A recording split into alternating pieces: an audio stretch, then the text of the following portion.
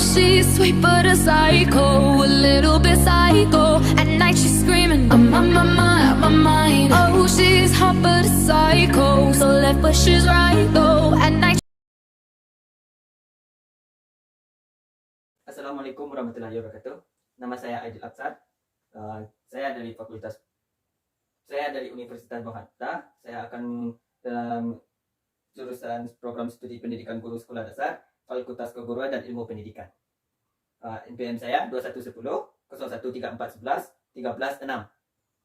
Baiklah, saya akan menjelaskan tentang daun hidup nitrogen. Sebelum itu, saya akan menjelaskan apa itu nitrogen. Nitrogen itu adalah salah satu unsur yang sangat berpengaruh bagi kehidupan makhluk hidup. Namun, sayangnya makhluk hidup tidak bisa mengambil nitrogen dari udara secara langsung karena bentuk energinya yang sangat besar untuk mendapatkannya. Kemudian, apa itu siklus nitrogen? Siklus nitrogen adalah siklus nitrogen adalah proses konveksi senyawa yang mengandung unsur nitrogen menjadi berbagai macam bentuk kimiawi yang lain. Transformasi ini dapat menjadi secara biologis maupun non-biologis. Beberapa proses penting pada siklus nitrogen antara lain fiksasi nitrogen, mineralisasi, nitrifikasi, dan trifikasi. Adapun secara singkatnya itu proses secara singkat. 1. Amonifikasi, proses pengurai amonia menjadi N2. 2. Nitrifikasi, proses pembentukan asam nitrit menjadi anemia. Nitritasi, proses pembentukan asam nitrit menjadi anemia. 4. Nitrifikasi, proses pembentukan asam nitrat dari asam nitrit. Fiksasi, proses peningkatan gas oksigen dan N2 bebas dalam tanah. 6. Nitrifikasi, pelepasan gas oksigen menjadi udara bebas ke udara. Daun nitrogen. Nitrogen bebas di udara dipecahkan dengan bantuan energi petir. Energi dapat memicu terjadinya reaksi nitrogen dan oksigen sehingga terbentuknya senyawa NO2 dan NH2. Senyawa N2 H2 turun sama hujan, diserap oleh tanah. Di dalam tanah terdapat beberapa organisme yang memanfaat nitrogen, yaitu yang pertama rhizobium, bersimbiosis pada akar tumbuhan. Kacang-kacangan pada saat mengikat nitrogen tumbuhan, inangnya menjadi subur. Tidak hanya bakteri rhizobium, ada pula kelompok bakteri tanah yaitu Proctobacteria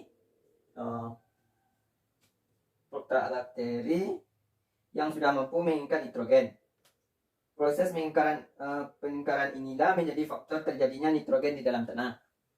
Hewan dan tumbuhan juga merupakan faktor yang terjadi di nitrogen di dalam tanah karena di dalam jasad hewan dan tumbuhan di dalam tanah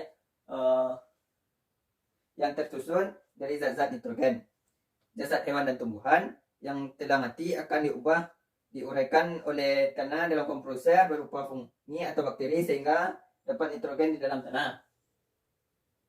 Di dalam tanah nitrogen diubah menjadi amonium,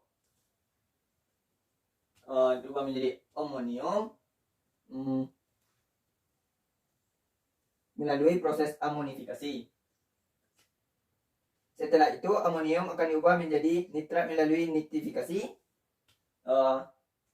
Sebelum amonium diubah melalui nitrifikasi, diubah menjadi nitrat. Amonium akan diubah dulu menjadi nitrifikasi melalui nitrit, maka akan menjadi nitrat melalui nitrifikasi oleh dibantunya nitiobakteri. Setelah terbentuknya nitrat, akan diserap oleh tanaman dan hewan. Proses penyusunan makanan. Proses penyerapan ini disebut dengan proses asimilasi. Namun nitrat tidak diserap secara keseluruhan. Masih ada nitrasi yang tersisa di dalam tanah. Jika tanah kekurangan oksigen, maka nitrat yang tersisa akan diubah menjadi nitrogen kembali oleh bakteri diidentifikasi. Nitrogen tersebut akan dilepaskan kembali ke atmosfer melalui proses denitrifikasi, dan begitulah cara mengambilnya nitrogen. Dan terlebih kurang mohon maaf. Assalamualaikum warahmatullahi wabarakatuh.